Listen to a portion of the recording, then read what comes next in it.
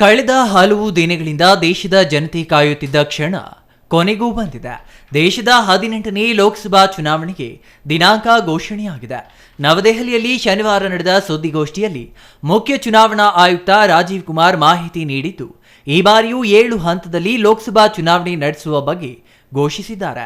ಜೊತೆಗೆ ವಿವಿಧ ರಾಜ್ಯಗಳಲ್ಲಿ ನಾನಾ ಕಾರಣಗಳಿಂದ ಖಾಲಿಯಾಗಿರುವ 26 ವಿಧಾನಸಭಾ ಕ್ಷೇತ್ರಗಳಿಗೂ ಚುನಾವಣೆ ನಡೆಯಲಿದೆ.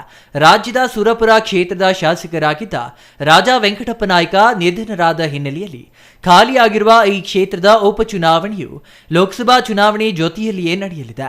ರಾಜ್ಯದ ಒಟ್ಟು 28 ಲೋಕಸಭಾ ಕ್ಷೇತ್ರಗಳಲ್ಲಿ 14 ಕ್ಷೇತ್ರಗಳು ಮೊದಲ ಹಂತದಲ್ಲಿ ಮತ್ತು ಉಳಿದ 14 ಕ್ಷೇತ್ರಗಳು ಎರಡನೇ ಹಂತದಲ್ಲಿ ಮತದಾನ ನಡೆಯಲಿದೆ.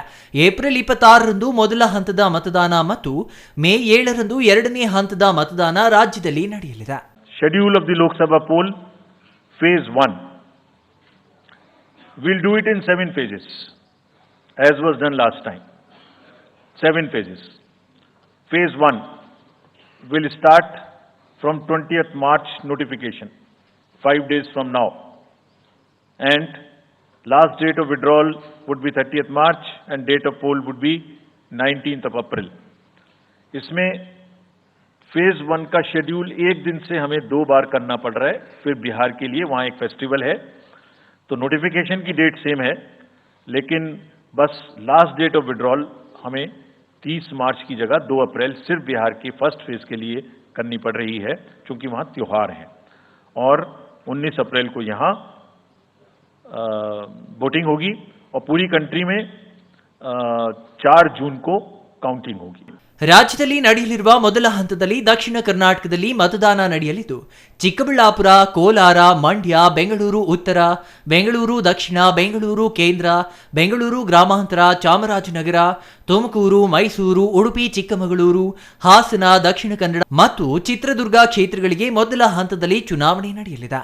ಇನ್ನು ಎರಡನೇ ಹಂತದಲ್ಲಿ ಶಿವಮೊಗ್ಗ, ಹಾವೇರಿ, ದಾವಣಗೆರೆ, ಉತ್ತರ ಕನ್ನಡ, ಧಾರವಾಡ, ಚಿಕ್ಕೋಡಿ, ಬಳ್ಳಾರಿ, ಬಾಗಲಕೋಟೆ, ಬೀದರ್, ಕೊಪ್ಪಳ, ಬೆಳಗಾವಿ, ವಿಜಯಪುರ ಲೋಕಸಭಾ ಕ್ಷೇತ್ರಗಳಿಗೆ ಎರಡನೇ ಹಂತದಲ್ಲಿ ಚುನಾವಣೆ ನಡೆಯಲಿದೆ. ಚಿಕ್ಕಬಳ್ಳಾಪುರ ಲೋಕಸಮರ ಮೊದಲ ಹಂತದಲ್ಲಿಯೇ ನಡೆಯಲಿದ್ದು, ಘಟಾನುಘಟಿ ನಾಯಕರು ಕಣದಲ್ಲಿ ಇರಲಿದ್ದಾರೆ. ಇನ್ನು ಇಂದಿನಿಂದಲೇ ದೇಶದಲ್ಲಿ ಮಾದರಿ ನೀತಿ ಸಂಹಿತೆ ಜಾರಿಯಾಗಿದ್ದು, 7 ಹಂತದ ಚುನಾವಣೆ ಮುಗಿದ ನಂತರ ಜೂನ್ 4ರಂದು ಮತ ಎಣಿಕೆ ನಡೆಯಲಿದೆ.